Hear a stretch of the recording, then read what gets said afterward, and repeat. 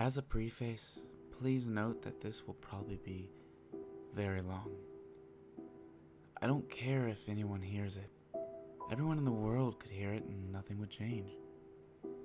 I just need to voice my concerns for my own sake. Perhaps by organizing everything, I can make sense of things. Several years ago, I was in a brutal car accident. I was parked in front of a train track, waiting for the train to pass by. I was the last person not to make it across the tracks. For visualization, there was a solid stream of cars on either side. If I had tried to sneak across, I would have rear-ended the person in front of me before successfully clearing them. I could hear the train approaching, the black and yellow bars lowered in front of me. I'm fascinated by trains, so I was delighted to be so close, finally getting a front row seat. The train was about a quarter mile from the crossing when the driver behind me accelerated and nudged me forward a few feet. The bars bent and eventually snapped, and I was knocked joltingly onto the tracks. I panicked and threw the car into reverse, trying to back out. The other car apparently had more horsepower, however, and to my horror, my car door aligned perfectly with the cattle guard on the front of the train. I scrambled to get out of the car, but forgot about my seatbelt. I nearly strangled myself trying to get free. By the time I unlatched it, it was too late.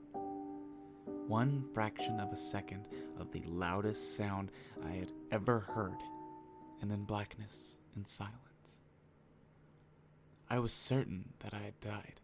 I didn't feel any pain, and I certainly, if I had survived, I'd be in agony. I tried to open my eyes, but nothing would happen. I tried to make a sound, to wiggle my fingers, or do anything, but I couldn't. It wasn't that I was paralyzed. It was more like I didn't have a body to manipulate. I was just a mind submerged in a pool of nothing. The only sentiment I felt was that I had returned to that state after being gone for a long time. Like forgetting how your parents' house smells until you visit home for the holidays. Gradually, I started to have feelings of sensation. Passing waves of warmth and wetness finally allowed me to determine where the edges of my body were. Almost as soon as I became aware of my physical self, it began to ache. I felt as every inch of my had been pummeled with a baseball bat, the heavy wooden kind. Even opening my eyes was a spectacular ordeal. I was in a hospital, so I had survived after all. People moved to surround me. Faces that never fully came into focus hovered above my own, and sounds that vaguely resembled speech seemed to reach me through water. It wasn't long before I felt weak again, and sadly, my eyes closed. This fading in and out of consciousness lasted for what felt like a very long time, maybe months, though the doctors told me it was only a matter of days. After that, I worked on speaking and swallowing food, which seems silly, but it was actually a challenge at the time. Finally, as more and more casts were removed, I was allowed to sit up and turn my head, for which I was incredibly grateful. According to my family and my then-girlfriend, Sarah, all of whom were overjoyed at being able to speak with me, I was asleep for several days on end after the crash. I remember Sarah specifically saying she had missed being able to stare at those beautiful eyes. Time passed at an excruciatingly slow pace until physical therapy finally escalated to the point where I could be pushed around in a wheelchair. The doctors were surprisingly hopeful that I'd be able to walk again. But it's what they called cautious optimism. Nobody wanted to tell me that I could be independent again and then have to admit they were wrong later.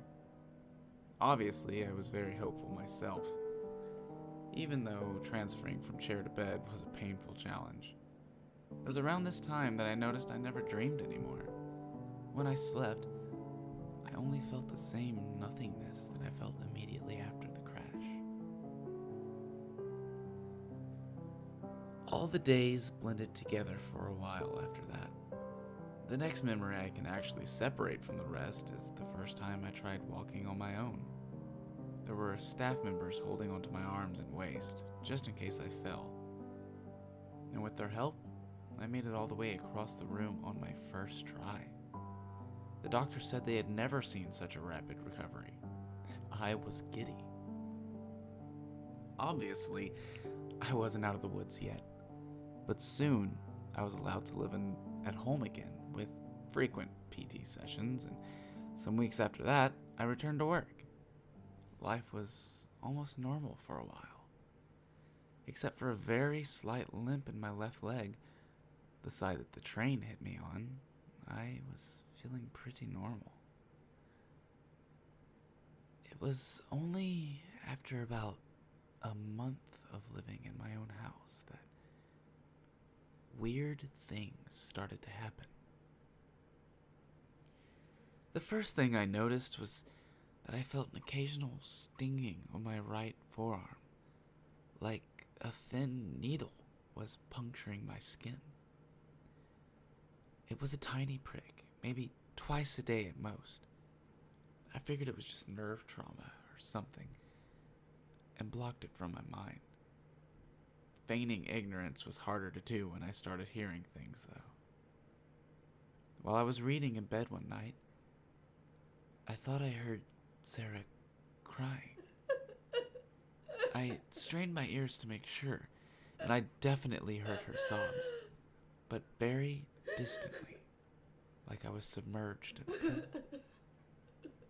I made my way downstairs quickly, concerned that she hurt herself or something, but she was just washing dishes in the kitchen. "Are you okay?" I asked cautiously. "Yeah, why?" she asked nonchalantly. "No reason." I dismissed these oddities as best I could. After all, how could anyone expect to recover from being hit by a goddamn train without some lingering effects? Every so often, mostly when I was trying to fall asleep or sitting in a silent room, I would hear occasional sounds that I couldn't connect at first. Gradually, I determined that they were hospital sounds. Stretchers being rolled across tile floors, beeping from machines, rapid chatter between nurses and doctors. Although I figured anyone who had suffered as much trauma as I had would experience some degree of whatever I was experiencing, I decided to bring it up with my doctor. He told me it was perfectly normal for someone in my circumstances, and he could prescribe me a sleep aid if I felt it was necessary. I told him it wasn't a big deal. I was just satisfied that a doctor could explain my symptoms. The odd glimpses of what seemed to be my past only increased in frequency. When I slept, I finally dreamed again. But it was always the same thing. If I saw anything at all, it was a hospital room. Sometimes there were other people in the room, and sometimes I was alone with the machines. There was one night in particular in which the dream was more vivid and gripping than usual. My eyes opened wearily to see Sarah asleep on the chair beside my hospital bed. "Sarah?" I croaked. She jerked awake. "Henry!" She scrambled to my side, clenching my hand. At this point, it occurred to me that I was dreaming. I stared right into Sarah's eyes. "I'm asleep right now." She seemed concerned. "No, Henry, you're finally awake. I'm right here. It's been so long." "Of course you would say that. You're a part of my dream." I smiled, amused. I'll probably wake up any second. But as I spoke, the familiar soreness caught up to me all at once. It practically knocked the wind from my lungs. Henry, no! Her distress was now evident. I don't know what you're talking about. Stay with me, Henry. Stay awake. Look at me. I shook my head defiantly and closed my eyes. When I opened them, I was back in my own bed. It was about 3 in the morning. I sat awake, pondering what I had just seen. I thought I heard Sarah crying again, even though I could see her sleeping beside me. When Sarah finally woke up, she rolled over and laid an arm across my chest. Good morning, big guy, she smiled groggily. If I was asleep right now, would you tell me? I asked. What? She chuckled. That's kind of heavy stuff to drop on a sleepy person. Just bear with me. If I was asleep right now, dreaming, would you tell me? Well, I feel pretty real, she noted, patting different parts of her body. Do you think I'm not real? Of course not, I said. We got ready for our day. I couldn't stop thinking about my dream, though.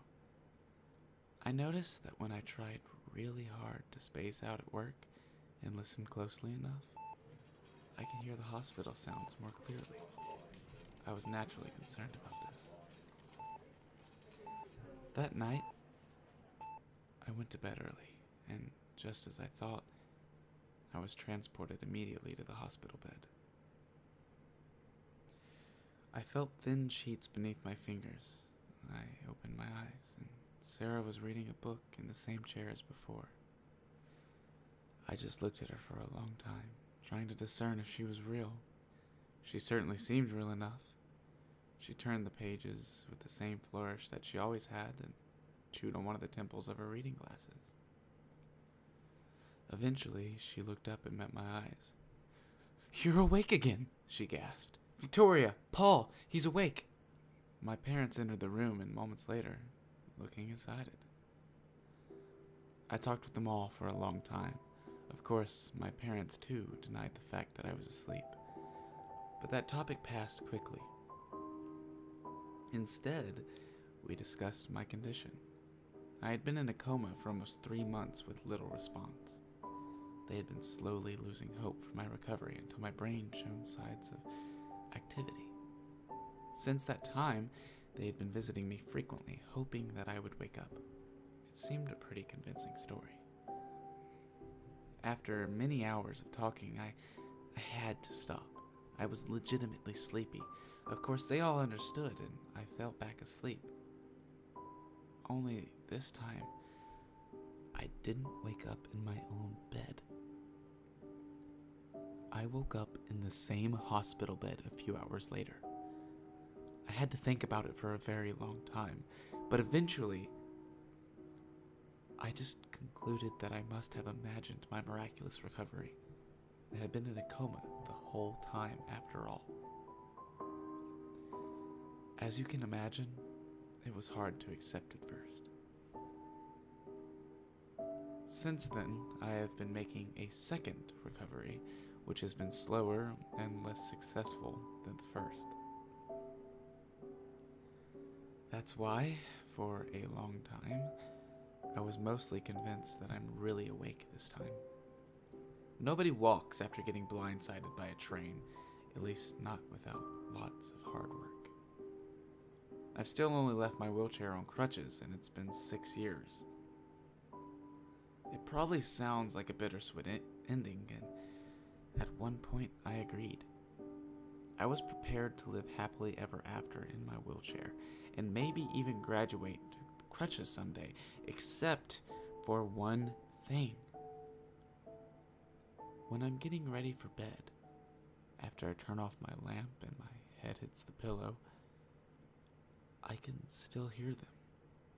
The faint sounds of a busy hospital.